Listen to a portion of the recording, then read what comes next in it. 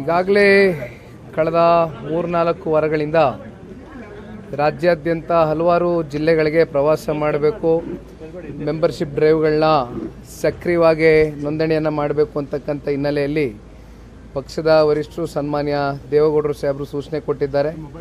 ಅದೇ ರೀತಿ ನಮ್ಮ ನಾಯಕರಾದಂಥ ಸನ್ಮಾನ್ಯ ಕುಮಾರಣ್ಣವರು ಕೂಡ ನಮ್ಮೆಲ್ಲರಿಗೂ ಒಂದು ಕಿವಿಮಾತನ್ನು ಹೇಳಿದ್ದಾರೆ. ಹಾಗಾಗಿ ಈಗಾಗಲೇ 3 ಜಿಲ್ಲೆಗಳು ಪ್ರವಾಸ ಮುಕ್ತಾಯ ಆಗಿದೆ. ಮುಂದಿನ ವಾರ ಕೂಡ 2 ಜಿಲ್ಲೆಗಳಿಗೆ ಉತ್ತರ ಕರ್ನಾಟಕ ಭಾಗಕ್ಕೆ ಹೋಗ್ತಾ ಇದ್ದೇವೆ. ಇವತ್ತು ವಿಶೇಷವಾಗಿ ನಮ್ಮ ಬೆಂಗಳೂರು ನಗರಕ್ಕೆ ಸಂಬಂಧಪಟ್ಟಂತೆ 28 ವಿಧಾನಸಭಾ ಕ್ಷೇತ್ರದ ಕ್ಯಾಂಡಿಡೇಟ್ಗಳು ಹಾಗೂ ಎಲ್ಲ ನಮ್ಮ ಅಧ್ಯಕ್ಷರುಗಳು ಒಟ್ಟಾಗಿ ಸಭೆಯನ್ನು ಮಾಡಿ ಕೆಲವೊಂದಷ್ಟು ಪಕ್ಷದ ಆಗೋಗುಗಳು ವಿಚಾರಗಳ ಬಗ್ಗೆ ಯಾವ ರೀತಿ ಸಂಘಟನೆಗೆ ನಾವೆಲ್ಲರೂ ಎಚ್ಚೆತ್ತುಕೊಂಡು ಮುನ್ನುಗ್ಗಬೇಕು ಅಂತಕ್ಕಂಥ ಹಿನ್ನೆಲೆಯಲ್ಲಿ ಮೀಟಿಂಗನ್ನು ಕರೆದಿದ್ದೇವೆ.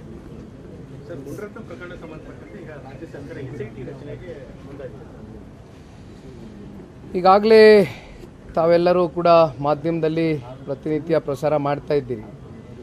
ಬಹುಶಃ ಮುನಿರತ್ನ ಅವರ ಈ ಒಂದು ಪ್ರಕರಣ ಏನಿದೆ ಈಗಾಗಲೇ ತನಿಖೆಯಲ್ಲಿ ಇದೆ. ಹಾಗಾಗಿ ಇವತ್ತು ನಾವು ಏನೋ ಮಾತನಾಡ್ತಕ್ಕಂಥದ್ದು ಕೂಡ ಸರಿಯಲ್ಲ. ತನಿಖೆ ಆಗಲಿ, ಸತ್ಯಾಸತ್ಯತೆ ಹೊರಗೆ ಬರಲಿ. ಕಾನೂನಾಗಿಂತ ಯಾರೂ ದೊಡ್ಡವರಲ್ಲ. ಈ ನೆಲದ ಕಾನೂನಿಗೆ ಎಲ್ಲರೂ ತಲೆ ಬಾಗಬೇಕಾಗುತ್ತೆ. ಆದರೆ ಒಂದು ಬಹುಶಃ ಹಲವಾರು ಹಿಂದೆ ಆಗಿರ್ತಕ್ಕಂಥ ಕೆಲವೊಂದಷ್ಟು ಪ್ರಕರಣಗಳು, ಅದರಲ್ಲೂ ಒಬ್ಬರು ಪರಶುರಾಮ್ ಅಂತಕ್ಕಂಥ ಒಬ್ಬರು PSI ಯಾವ ರೀತಿ ಮರಣ ಹೊಂದರು, ಅದನ್ನು ಯಾವ ರೀತಿ ಮುಚ್ಚಾಕಲಿಕ್ಕೆ ರಾಜ್ಯ ಸರ್ಕಾರ ಮುಂದಾದರು ಅಂತಕ್ಕಂಥದ್ದು ಜಗಜ್ಜಾಹಿರ. ಇವತ್ತು ಮತ್ತೊಬ್ಬರು ಸಚಿವರು ನಾಗೇಂದ್ರ ಅವರು ಯಾವ ರೀತಿ ಇವತ್ತು ಭ್ರಷ್ಟಾಚಾರದಲ್ಲಿ ಸ್ವತಃ ಈ ರಾಜ್ಯದ ಮುಖ್ಯಮಂತ್ರಿಗಳೇ 189 ಕೋಟಿ ಅಲ್ಲ 87 ಕೋಟಿ ವಾಲ್ಮೀಕಿ ನಿಗಮಕ್ಕೆ ಇಟ್ಟಿರ್ತಕ್ಕಂಥ ಅಭಿವೃದ್ಧಿ ಹಣವನ್ನು ವರ್ಗಾವಣೆ ಆಗಿರ್ತಕ್ಕಂಥದ್ದು ಸತ್ಯ ಅಂತಕ್ಕಂಥದ್ದು ಅವರೇ ಸದನದಲ್ಲಿ ಒಪ್ಪಿದ್ರು ಕೂಡ ಅದನ್ನು ತನಿಖೆ ಮಾಡ್ತಕ್ಕಂಥದ್ರಲ್ಲಿ ಸಾಕಷ್ಟು ಮೀಣಾಮೇಷ ಎಣಿಸಿ ತಾರತಮ್ಯವನ್ನು ಮಾಡಿರ್ತಕ್ಕಂಥದ್ದು ಇವತ್ತು ಜಗಜ್ಜಾಹಿರ. ಆದರೆ ಮುನಿರತ್ನ ಅವರ ವಿಚಾರದಲ್ಲಿ ಇವತ್ತು ಏನು FSL ರಿಪೋರ್ಟ್ ಬರಬೇಕಾಗಿತ್ತು, ಏನು ಅವರ ಧ್ವನಿ ಹೌದೋ ಅಲ್ವೋ ಅಂತಕ್ಕಂಥದ್ದು FSL ರಿಪೋರ್ಟ್ ಮೂಲಕ ನಮ್ಮೆಲ್ರಿಗೂ ಇಡೀ ರಾಜ್ಯದ ಜನತೆಗೆ ಇವತ್ತು ಇವೆಲ್ಲವೂ ಕೂಡ ಬಯಲಾಗಬೇಕಾಗಿದೆ. ಆದರೆ ಭಾಳ ತರಾತುರಿಯಲ್ಲಿ ಅವ್ರನ್ನ ಬಂಧಿಸ್ತಕ್ಕಂಥ ಒಂದು ಪ್ರಯತ್ನವನ್ನು ಮಾಡಿರ್ತಕ್ಕಂಥದ್ದು ಇವೆಲ್ಲವೂ ಕೂಡ ಗಮನಿಸಿದಾಗ ಯಾವ ರೀತಿ ರಾಜ್ಯ ಸರ್ಕಾರ ನಡ್ಕೊಳ್ತಾ ಇದೆ, ಯಾವ ರೀತಿ ಟಾರ್ಗೆಟ್ ರಾಜಕಾರಣವನ್ನು ಮುಂದಿಟ್ಕೊಂಡು ಇವತ್ತು ಅವರ ತಪ್ಪುಗಳನ್ನ ಮುಚ್ಚಿಟ್ಕೊಳ್ಳೋದಕ್ಕೋಸ್ಕರ ಇವತ್ತು ಬೇರೆಯವ್ರ ಮೇಲೆ ತಪ್ಪನ್ನು ಹೊರಿಸ್ತಕ್ಕಂಥ ಒಂದು ಕೆಲಸವನ್ನು ಮಾಡ್ತಾ ಇರ್ತಕ್ಕಂಥದ್ದು ಜಗಜ್ಜಾಹಿರ. ನಿಜಕ್ಕೂ ಕೂಡ ಹಲವಾರು ವರ್ಷಗಳು ಏನು ಸ್ವಾತಂತ್ರ್ಯ ಬಂದ ಮೇಲಿಂದ ಸಾಕಷ್ಟು ಸರ್ಕಾರಗಳು ಆಡಳಿತ ಮಾಡಿದೆ, ಸಾಕಷ್ಟು ರಾಜ್ಯದ ಮುಖ್ಯಮಂತ್ರಿಗಳಾಗಿ ಕೆಲಸ ಮಾಡಿದ್ದಾರೆ. ಆದರೆ ಇಂಥ ಒಂದು ಸರ್ಕಾರ ಈ ರೀತಿ ಟಾರ್ಗೆಟ್ ರಾಜಕಾರಣ ಮಾಡಿಕೊಂಡು ಇವತ್ತು ದ್ವೇಷದ ಒಂದು ರಾಜಕಾರಣ ಮಾಡ್ಕೊಂಡೇನು ಹೊರಟಿದ್ದಾರೆ. ನಿಜಕ್ಕೂ ಕೂಡ ಇವತ್ತು ಈ ರಾಜ್ಯದ ಜನತೆ ಇದನ್ನ ಮೆಚ್ಚತಕ್ಕಂಥ ಕೆಲಸಗಳಲ್ಲ ಇವೆಲ್ಲ. ಇದರ ಭಾಗವಾಗಿ ಒಕ್ಕಲಿಗ ನಾಯಕರು ಮುಖ್ಯಮಂತ್ರಿಗಳು ಭೇಟಿ ಮಾಡ್ತಾರೆ. ಎಲ್ಲೋ ಒಂದು ಕಡೆ ಮುನಿರತ್ನ ಅವರು ಒಕ್ಕಲಿಗ ಸಮುದಾಯದ ಹೆಣ್ಣುಮಕ್ಕಳನ್ನ ಬೈದಿದ್ದಾರೆ, ಒಕ್ಕಲಿಗ ಸಮುದಾಯಕ್ಕೆ ಅನ್ಯಾಯ ಮಾಡಿದ್ದಾರೆ, ಇದರ ವಿರುದ್ಧ ಕ್ರಮ ತೆಗೆದುಕೊಳ್ಳಬೇಕು ಅಂದ್ರೆ ಒಕ್ಕಲಿಗ ಸಮುದಾಯ ನಾಯಕರೇ ಇಲ್ಲ. ಕಾಂಗ್ರೆಸ್ ಪಕ್ಷ ಆಡಳಿತಕ್ಕೆ ಬಂದಾಗಿಂದ ಜಾತಿಯ ಆಧಾರದ ಮೇಲೆ ರಾಜಕಾರಣವನ್ನ ಮಾಡ್ತಕ್ಕಂಥ ಪ್ರಯತ್ನ ಮಾಡ್ತಾ ಇದೆ. ಬಹುಶಃ ಇಲ್ಲಿ ಒಕ್ಕಲಿಗರ ಟ್ಯಾಗ್ ಆಗಲಿ, ಲಿಂಗಾಯತರ ಟ್ಯಾಗ್ ಆಗಲಿ, ಅಥವಾ OBC ವರ್ಗಕ್ಕೆ ಸೇರಿರ್ತಕ್ಕಂಥದ್ದು ಇರ್ಬೋದು, ಮುಸಲ್ಮಾನರ ಟ್ಯಾಗ್ ಆಗಲಿ, ಇಲ್ಲಿ ರಾಜಕಾರಣ ಮಾಡ್ತಕ್ಕಂಥದ್ದು ಸೂಕ್ತ ಅಲ್ಲ.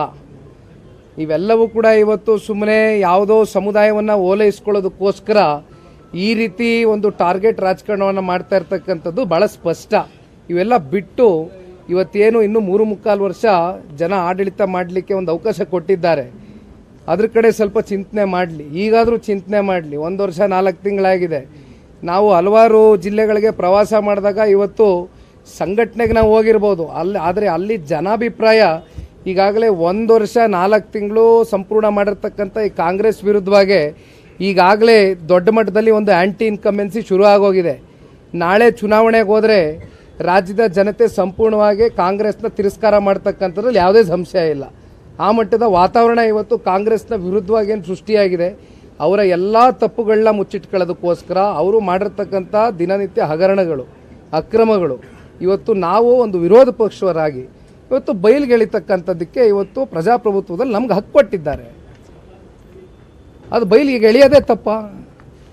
ಇವರು ಮಾಡ್ತಾ ಇರ್ತಕ್ಕಂಥ ತಪ್ಪುಗಳನ್ನ ಇವತ್ತು ರಾಜ್ಯದ ಜನತೆ ಮುಂದೆ ಇಡ್ತಾ ಇರ್ತಕ್ಕಂಥ ಪ್ರಯತ್ನವನ್ನ ಏನು ಮಾಡ್ತಾ ಇದ್ದೇವೆ.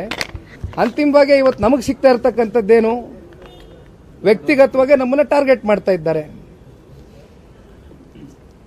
ಅದರಲ್ಲೂ ಸನ್ಮಾನ್ಯ ಕುಮಾರಸ್ವಾಮಿ ಅವರು ಕೇಂದ್ರದ ಸಚಿವರಾದ ನಂತರ ಇವತ್ತು ಕಾಂಗ್ರೆಸ್ನವ್ರಿಗೆ ಇವತ್ತು ರಾಜ್ಯದಲ್ಲಿ ಯಾರಾದರೂ ಟಾರ್ಗೆಟ್ ಮಾಡಬೇಕು ಅಂತಕ್ಕಂಥದ್ರೆ ಮೊದಲು ಕುಮಾರಸ್ವಾಮಿ ಅವ್ರನ್ನ ಮಾಡಬೇಕು ಅಂತಕ್ಕಂಥದ್ದು. ಯಾಕೆಂದ್ರೆ ಅವ್ರಿಗೆ ಒಳಗಡೆ ಭಯ ಇರ್ತಕ್ಕಂಥದ್ದೇ ಕುಮಾರಸ್ವಾಮಿ ಅವ್ರ ಮೇಲೆ. ಯಾಕೆಂದ್ರೆ ವಾಸ್ತವ ಮಾತಾಡ್ತಾರಲ್ಲ, ಎಲ್ಲವೂ ಕೂಡ ಜನಗಳ ಮುಂದೆ ತೆರೆದ ಪುಸ್ತಕ ರೀತಿ ಇಡ್ತಾರಲ್ವಾ. ಹಾಗಾಗಿ ಇವತ್ತು ಭಯ ಶುರು ಆಗಿದೆ. ಹಾಗಾಗಿ ಪಾಪ ಸನ್ಮಾನ್ಯ ಕುಮಾರಣ್ಣ ಅವ್ರ ಮೇಲೂ ಇವತ್ತು ಪಾಪ ಹುಡುಕ್ತಾ ಇದ್ದಾರೆ. ದಿನನಿತ್ಯ ಒಂದೊಂದು ಡಾಕ್ಯುಮೆಂಟ್ ರೆಡಿ ಮಾಡಿ ಅಂತ ರಾಜ್ಯದ ಮುಖ್ಯಮಂತ್ರಿ ಒಂದ್ ಕಡೆ, ಉಪಮುಖ್ಯಮಂತ್ರಿ ಒಂದ್ ಕಡೆ, ಸಂಪೂರ್ಣ ಸಚಿವ ಸಂಪುಟ ಇವತ್ತು ಸನ್ಮಾನ್ಯ ಕುಮಾರಣ್ಣ ಅವ್ರನ್ನ ತೇಜಾವಧೆ ಮಾಡಬೇಕು, ಹೆಂಗಾದ್ರೂ ಒಟ್ಟಿನಲ್ಲಿ ಕುಮಾರಣ್ಣನ ತಪ್ಪಿತಸ್ಥರು ಅಂತಕ್ಕಂಥದ್ದನ್ನ ಪ್ರೂವ್ ಮಾಡಬೇಕು ಅಂತಕ್ಕಂಥದ್ದೇ ಇವತ್ತು ಪಾಪ ದಿನನಿತ್ಯ ಹೊರಟಿದ್ದಾರೆ ಕಾಂಗ್ರೆಸ್ನ ಸರ್ಕಾರ. ನೋಡಿ, ಈ ವಿಚಾರವಾಗಿ ಸನ್ಮಾನ್ಯ ಕುಮಾರಣ್ಣ ಅವರು ನಿನ್ನೆ ದಿನ ಮೈಸೂರಿನಲ್ಲಿ ಬಹಳ ಸ್ಪಷ್ಟವಾಗಿ ಪ್ರತಿಕ್ರಿಯೆಯನ್ನು ಕೊಟ್ಟಿದ್ದಾರೆ. 2015ರಲ್ಲಿ ಏನು ಈ ಒಂದು ಪ್ರಕ್ರಿಯೆ ಒಂದು ಬೆಳವಣಿಗೆ ಆಯಿತು, ಇದಕ್ಕೂ ಸನ್ಮಾನ್ಯ ಕುಮಾರಣ್ಣ ಅವ್ರಿಗೂ ಸಂಬಂಧ ಇಲ್ಲ. ಮೂಡಾ ಕೇಸ್ಗೂ ಗಂಗೇನಹಳ್ಳಿಯಲ್ಲಿ ಆಗಿರ್ತಕ್ಕಂಥ ಪ್ರಕರಣಕ್ಕೂ ಸಂಬಂಧವೇ ಇಲ್ಲ, ಮ್ಯಾಚೇ ಇಲ್ಲ. ಸುಮ್ಮನೆ ಇವೆಲ್ಲವನ್ನ ಅವರ ತಪ್ಪನ್ನ ಇವತ್ತು ಮುಚ್ಚಿಟ್ಕೊಳ್ಳೋದಕ್ಕೋಸ್ಕರ ಒಂದು ತಿರ್ಸ್ತಕ್ಕಂಥ ಕೆಲಸ ಆಗ್ತಾ ಇದೆ ಅಷ್ಟೇ.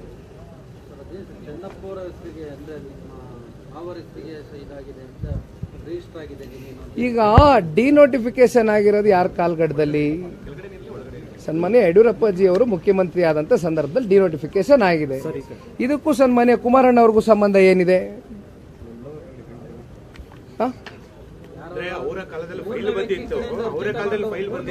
ಎಸ್, ಈಗ ಕುಮಾರಸ್ವಾಮಿ ಅವ್ರ ಕಾಲದಲ್ಲಿ ಫೈಲ್ ಬಂದಿದ್ರು ಕೂಡ ರಿಜೆಕ್ಟ್ ಮಾಡಿದಾರಲ್ಲ, ಅವ್ರು ಸಹಿ ಹಾಕಿದಾರಾ? ಅವ್ರು ಡಿನೋಟಿಫಿಕೇಶನ್ ಮಾಡಿದಾರಾ? ನೋಡಿ, ರಾಜಕೀಯವಾಗಿ ಜನತಾದಳ ಪಕ್ಷ, ಭಾರತೀಯ ಜನತಾ ಪಾರ್ಟಿ, ಕಾಂಗ್ರೆಸ್ ವಿರುದ್ಧವಾಗಿ ರಾಜಕೀಯವಾಗಿ ನಾವು ಹೋರಾಟವನ್ನ ಮಾಡ್ಕೊಂಡ್ ಬಂದಿದ್ದೇವೆ ಇಷ್ಟು ವರ್ಷ. ಇವತ್ತು ನಾವು ಕಳೆದ 3-4 ತಿಂಗಳಿಂದ ಲೋಕಸಭಾ ಚುನಾವಣೆ ಸಂದರ್ಭದಲ್ಲಿ ಇವತ್ತು ಒಟ್ಟಾಗಿರ್ತಕ್ಕಂಥದ್ದು. ಎಂದು ಕೂಡ ಸನ್ಮಾನ್ಯ ಕುಮಾರಣ್ಣ ಅವರು ಒಂದು ರೀತಿ ಇಂಟರ್ನಲ್ ಅಡ್ಜಸ್ಟ್ಮೆಂಟ್ ರಾಜಕಾರಣ ಎಂದೂ ಮಾಡಿಲ್ಲ. ಅವ್ರ ಜೀವನದಲ್ಲೇ ಮಾಡಿಲ್ಲ ಅವರು. ಸರ್, ಒಂದ್ ಕಡೆ ಚನ್ನಪಟ್ಟಣದಲ್ಲಿ ಬಿಜೆಪಿ ನಾಯಕರು ಹೇಳುವಂತದ್ದು,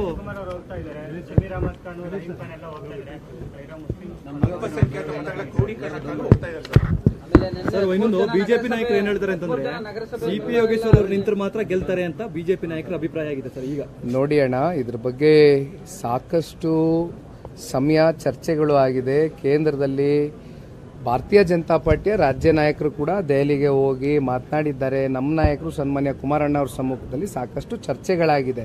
ಇನ್ನು ಕೂಡ ಚುನಾವಣಾ ದಿನಾಂಕ ಘೋಷಣೆ ಆಗಿಲ್ಲ. 3 ಉಪಚುನಾವಣೆಗಳಿದೆ ರಾಜ್ಯದಲ್ಲಿ, ಶಿಗ್ಗಾವಿ, ಸಂಡೂರು, ಚನ್ನಪಟ್ಟಣ.